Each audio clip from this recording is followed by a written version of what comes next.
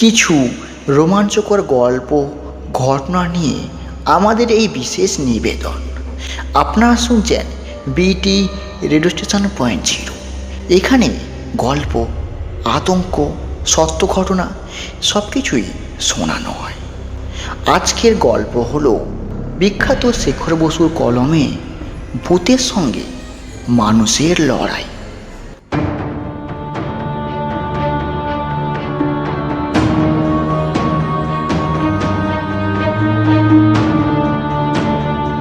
শব্দ শোনা যাচ্ছে না। মান্তু কাকা শুরু করলো তার সত্য ঘটনা। আমি তখন ক্লাস 9-এ পড়ি, থাকতাম বেলেঘাটায়। ওখানে তখন আজকের মতো এত লোকজন কিন্তু ছিল না। আমাদের পাড়া ছিল আরও ফাঁকা ফাঁকা। জানিস তো, ছোটবেলায় আমি খুব ডান পিটে ছিলাম। ভয় কাকিয়ে তা আমি জানতাম না। এক্সারসাইজ করতে লড়তাম, বক্সিংও লড়তাম। আমাদের পাড়ার কাছেই ছিল রামসেবক সংঘ। রোজ বিকেলে ওখানে আমি ব্যায়াম করতাম। সেদিন ব্যায়াম করতে করতে বেশ মেজাজ এসে গিয়েছিল। ভাবলাম অনেকক্ষণ ধরে ওয়েল ফিট করব। সন্ধে হতে না হতেই ক্লাবের মেম্বাররা এক এক করে ঘরে চলে গেল। ক্লাবে আমি একা। আমাদের ক্লাবের কোনো ছাদ ছিল না। চারিদিক পাঁচিল দিয়ে ঘেরা। পাশেই বিরাট একটা বট গাছ। বট গাছের ডালপালা ক্লাবের যেদিকে ঝুঁকেছে সেদিকটা বেশ অন্ধকার। হঠাৎ ওই অন্ধকার থেকে কে যেন নাকে সুরে বলল, কে রে, খুব তো ব্যায়াম করছিস, পারবি আমার সঙ্গে? আমি তো পুরো অবাক। কে ওখানে? পায়ে পায়ে এগিয়ে গিয়ে দেখি কুচকুচে কালো রোগা হাড্ডি সার একটা ছেলে। ধমকে বললাম, তা তুই এখানে কি করছিস রে, যা ভাগ। ছেলেটা তার জবাবে বলল, ব্যায়াম করে তো খুব জোর বাড়াচ্ছ গায়ে, পারবে আমার সঙ্গে লড়াই করতে? রোগা লিগলিকে ছেলেটার আস্পর্ধা দেখে রাগে আগুন জ্বলে উঠল মাথায়। বললাম, দাঁড়া, তোকে পাঁচিলের ও পাশে ছুঁড়ে ফেলে দিচ্ছে এক্ষুনি। তারপর থমথমে গলায় প্রশ্ন করলো সমু। আর একবার কেসে নিয়ে মান্তু কাকা বলল, তা তো বলবো রে। তারপর আবার কি শুরু হয়ে গেল সেই লড়াই। এত লিগলিকে চেহারা, কিন্তু ওকে জাপটে মাথার ওপর তুলতে গিয়ে টের পেলাম ওর গায়ে অসুরের মতো শক্তি।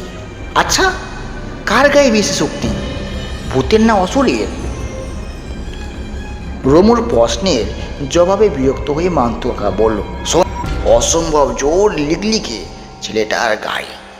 এত জোর দেখেই আমার সন্দেহ হয়েছিল এটা নির্ঘাত ভূত হবে। গাছের নিচটা অন্ধকার অন্ধকার, ওই অন্ধকারে আমার ছায়া পড়ছে, কিন্তু ছেলেটার কোনো ছায়া সেখানে নেই। ভূতেদের তো আর ছায়া পড়ে না। ও যে ভূত সে ব্যাপারে আমার আর কোনো সন্দেহ রইল না। কিন্তু তখন যদি লড়াই ছেড়ে পালিয়ে যেতে চাই, ও নির্ঘাত আমার ঘাড় মোটকে দেবে। শুনেছি মানুষ ভয় পেয়েছে জানলেই ভূতেদের গায়ে জোর অনেক বেড়ে যায়। সেই জন্যই ভয় পাওয়ার কথাটা ভূতকে জানতে না দিয়েই ওর সঙ্গে আমি লড়াই চালিয়ে গেলাম। সত্যি সত্যি লড়াই? রমু প্রশ্ন করল। সত্যি সত্যি লড়াই নয় তো কী রে? বললাম না এটা গল্প নয়, এটা সত্যি ঘটনা। লড়াই বলে লড়াই, ওরকম লড়াই কোথাও ঠিক দেখা যায় না। একবার আমি ওকে আছাড় মারি, একবার ও আমাকে আছাড় মারি। শুধু কুস্তির পাঞ্জা নয়, ওই সঙ্গে বক্সিংও চালাতে লাগলাম আমি। ভূতটা বক্সিং জানতো না। বক্সিংয়ের জবাবে ও কিল মারতে লাগলো। ভূতের কিল যে একবার খেয়েছে সেই জানে ওই কিলের কি জোর। ওখানে আমার জায়গায় আর কেউ থাকলে সে আর বেঁচে ফিরত না। তা আমি ঠিক করলাম লড়াই করতে করতে কি আমি ক্লাবের ভিতরের দিকে এনে ফেলব। ভেতর দিকটা একবার আনতে পারলে আমার আর কোনো ভয় নেই। কেন কেন গো মান্তু কাকা? দু ভাই প্রশ্ন করলো একসঙ্গে। ক্লাবের ভেতর দিকে মহাবীরের সিঁদুর মাখানো মূর্তি ছিল। মহাবীর তো ভগবান, ভগবানের সামনে ভূত কি আর দাঁড়াতে পারে রে?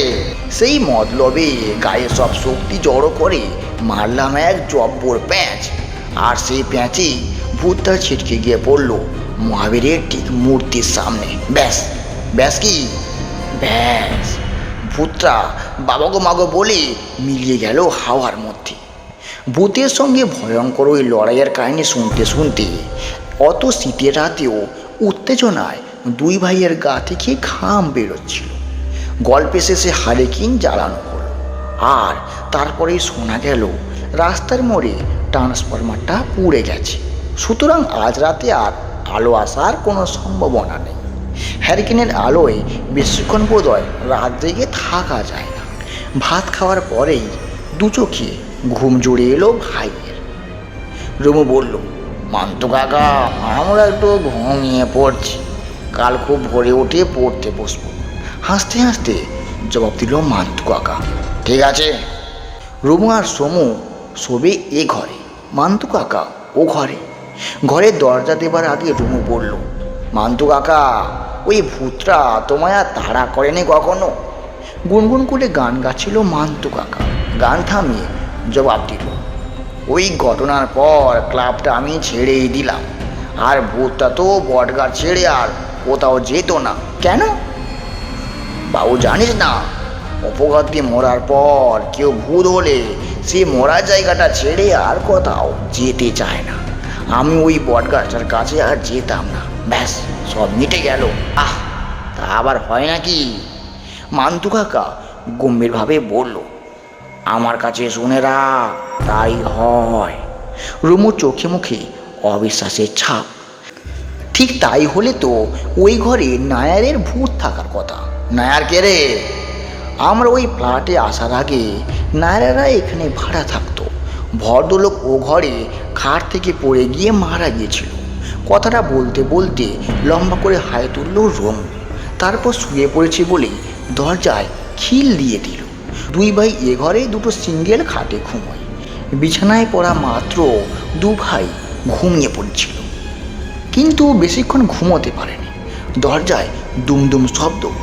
দরজার ওপাশে মান্তু কাকার গলা, এই দরজা খোল, দরজা খোল রে, ও রমু, ও সমু, দরজা খোল। দরজার ধাক্কার শব্দে দুজনেরই ঘুম ভেঙে গিয়েছিল। দরজা খুলতেই মান্তু কাকা কেমন যেন ছিটকে ঘরে ঢুকে পড়ল। আমি এ ঘরে শোবো, ও ঘরে নায়ার, ঘরে নায়ারের ভূত। এই ঘরে ছোট্ট দুটো সিঙ্গেল খাট। মান্তু কাকা দুটো খাটের মাঝখানে মেঝে কম্বল মুড়ি দিয়ে শুয়ে পড়ল। পরদিন সকালে মান্তু কাকা লাজুক মুখে বলল, ভূতে আমার ভয় নেই, তবে ওই নায়ারের ভূতরা কাল রাতে ঝড়ের মতো মালায়ামে কি যেন বলছিল, কে জানে। তোরাই বল তো, ভাষা না বুঝলে কি লড়াই করে শোক আছে রে? তাই রাগ করে আমি এগোরে চলে এসছিলাম। তোরা কিন্তু এই ব্যাপারটা কাউকে বলবি না, না বললে তোদের দুটো করে ক্রিকেট বল কিনে দেবো আমি। বেলা আরেকটু বাড়তে রমুসবুর মা এসে বাড়িতে হাজির হলো। আর ফিরতেই মান্তু কাকা বলল, বৌদি, ওরা একটুও দুষ্টমি করেনি, ভীষণ লোকি হয়েছিল। আর পড়ায় কি মন, কতবার বলছি যা একটু খেলে আয়, কিন্তু ওকে থামিয়ে দিয়ে রমুসমুর মা বলল, থাক থাক, ওদের আর এত গুণকীর্তন তোমায় করতে হবে। মা বাবার সামনে দাঁড়িয়ে রমু আর সমু মিটমিট করে হাসছিল। এই ছিল আজকের দিনের ছোট্ট গল্প, ভূতের সঙ্গে মানুষের লড়াই। গল্পটা শুনে তোমাদের কেমন লাগলো ছোট্ট একটা কমেন্ট করে জানাবে। তোমাদের একটা কমেন্ট আমাদের আরও নিত্য নতুন গল্প খুঁজে পেতে এবং তোমাদের শোনাতে অনেকটা উৎসাহ করে তোলে। এইরকম নিত্য নতুন গল্প শুনতে হলে ঠিক চলে এসো কাল রাত 9টায় বিটি রেডিও স্টেশন 0.0 ইউটিউব চ্যানেলে। আমরা আছি তোমাদের সঙ্গে। চলো, ভালো থেকো, সুস্থ থেকো, আমাদের চ্যানেলটা সাবস্ক্রাইব করে আমাদের সঙ্গে থাকো।